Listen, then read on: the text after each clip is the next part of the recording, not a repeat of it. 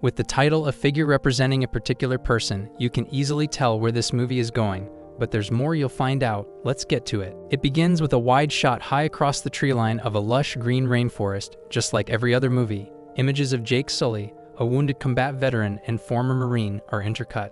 He awakens in a massive spacecraft traveling to Pandora, a heavily forested moon that resembles Earth and orbits Polyphemus, a huge blue planet like Jupiter.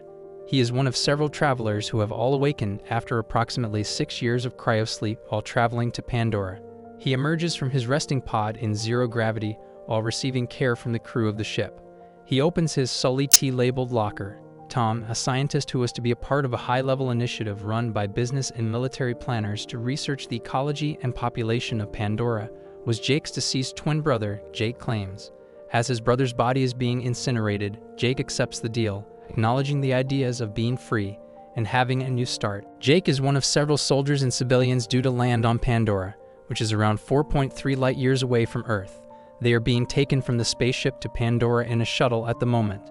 Jake joins the other passengers in his wheelchair as they exit and take their initial steps onto the base, known as Hell's Gate, which is encircled by a tall perimeter fence, earning him the nickname Meals on Wheels from some arrogant Marines. Jake arrives at a military briefing where Colonel Miles Quaritch is speaking to the gathered soldiers and several accompanying citizens.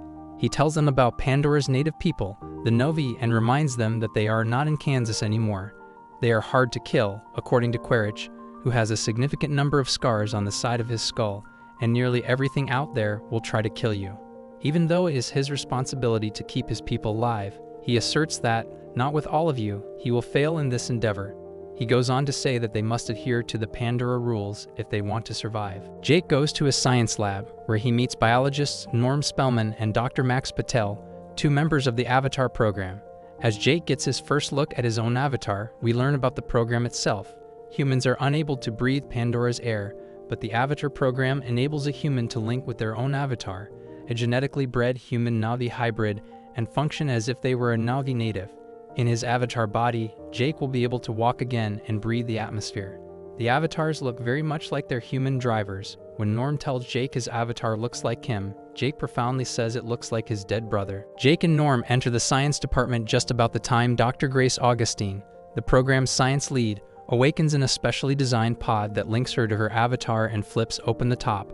She arises from her pod and converses in Novi with Norm. Satisfied with Norm's command of the language, she turns to Jake. She tells him she needs his brother Tom, the PhD who trained for 3 years for the Pandora mission, but she doesn't need Jake since Jake has no lab experience and has never been linked to an avatar.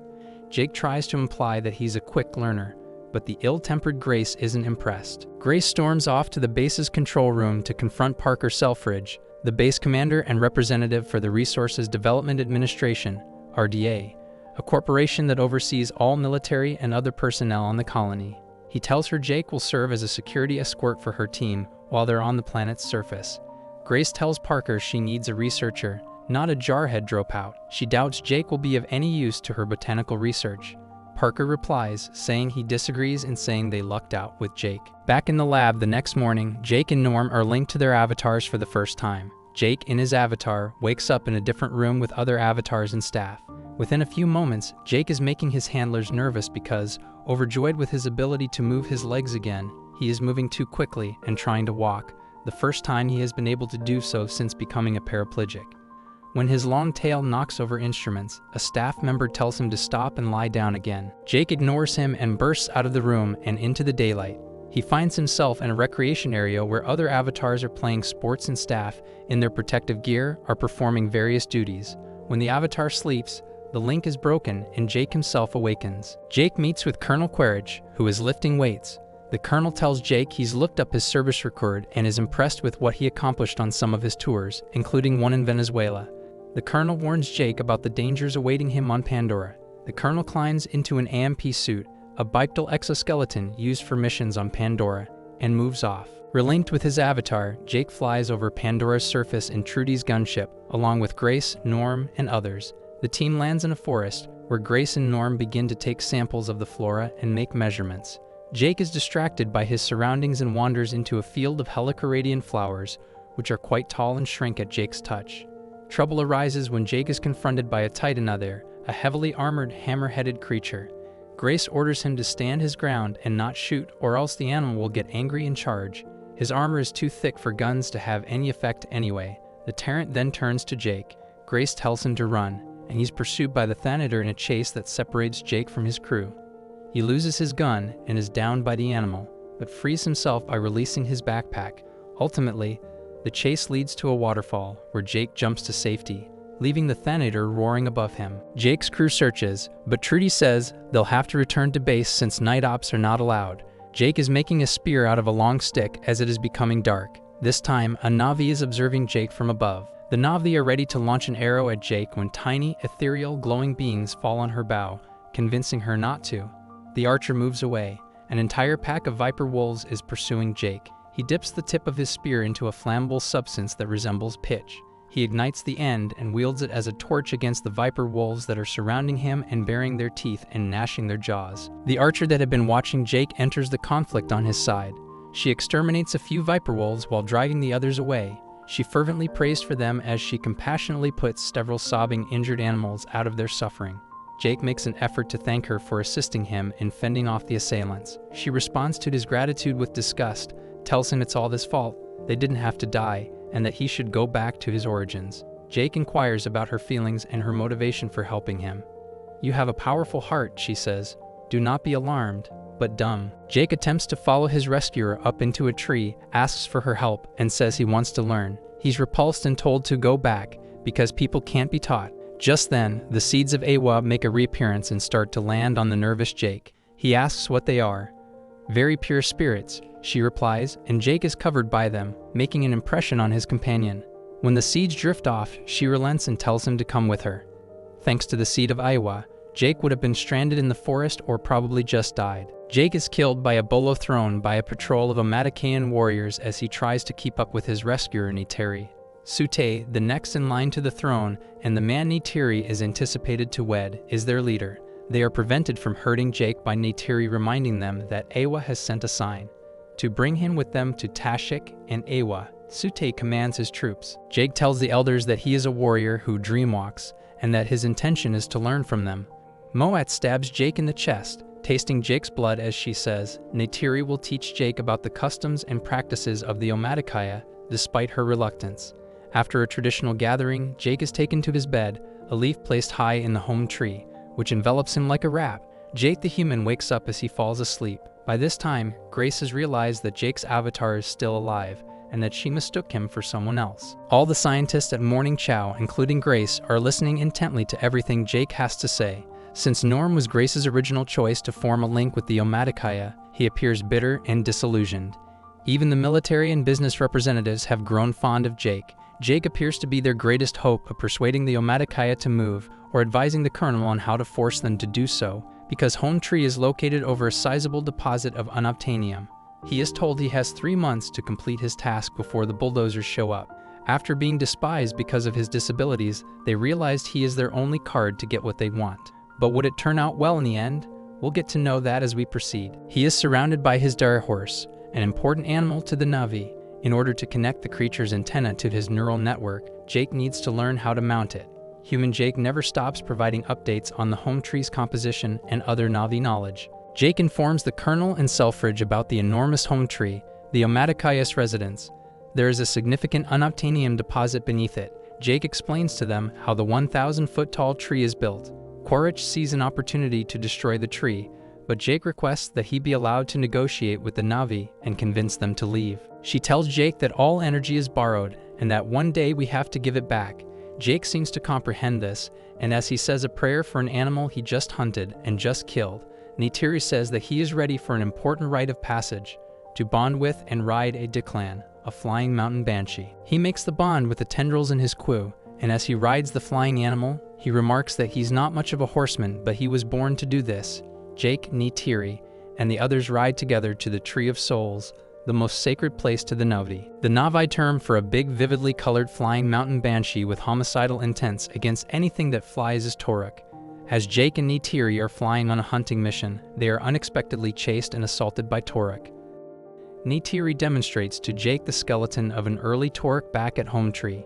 She explains to him that the last Toruk rider was her grandfather's great-grandfather, who used the animal to bring together the 5 Na'vi tribes during a difficult period. The moniker Rider of the Last Shadow, Toruk Mato, would belong to such a person. When Jake comes back to his human form, it's clear he's been changed by this latest experience, for he says, "Out there is the real world, and here is the dream." The Colonel comes over to him to tell him his mission is accomplished, and he's to return to Earth that day. And true according to his word, the Colonel has arranged for Jake to get the treatment he needs to regain use of his legs. Jake attends a Na'vi ceremony where he learns that the Na'vi believe that every person can be born twice. Neytiri leads Jake to a place of prayer, the Tree of Voices, where they use their voices to bond with the tree. Neytiri tells Jake he can make a bow from the tree and that he can choose a woman. Jake tells Neytiri that he has already chosen her, and she says that she has chosen him. They sleep together under the tree, and Jake wakes up back in the lab. In the morning, Neytiri awakens to falling trees and the presence of bulldozers. Soldiers are advancing as the forest falls around Neytiri, who is dragging and carrying Jake to safety. At their remote spot, Jake is getting ready to link with his avatar, and when he finally revives, Jake climbs onto one of the bulldozers and tries to stop it, eventually smashing its camera system and drawing some gunfire. Other Na'vi warriors arrive, while the Colonel, reviewing films back at the base, recognizes Jake in his avatar form as the person who tried to stop their mission. The bulldozers continue their operation, wiping out the sacred ground. At Home Tree, the Na'vi want war. Grace and Jake argue against it. There's an intense debate. Sute tries to kill Jake, jealous at having learned that Jake and Neytiri are mated for life when he and Neytiri were betrothed. Jake declares he is a Na'vi and deserves the right to speak. Grace and Jake face off with the RDA and military brass. Grace reveals that Pandora's trees form a network that has more neural connections than exist in the human brain, and that the Na'vi can tap into that network. Consequently, the Omaticaya will never leave Home Tree. Parker and the Colonel discuss options. He will launch an attack on Home Tree and use gas bombs to drive out the Na'vi. Jake and Grace are not welcome back. Neytiri rejects Jake. Both Jake and Grace are bound and left behind by the Omaticaya, who are preparing to fight against the humans, who have arrived in a large fleet of flying ships. The fleet launches gas canisters into Home Tree and the surrounding area. Many Omaticaya are killed. Moet frees Jake and Grace and asks them to save the tribe. Jake arrives and is rejected again by Neytiri when he tries to console her.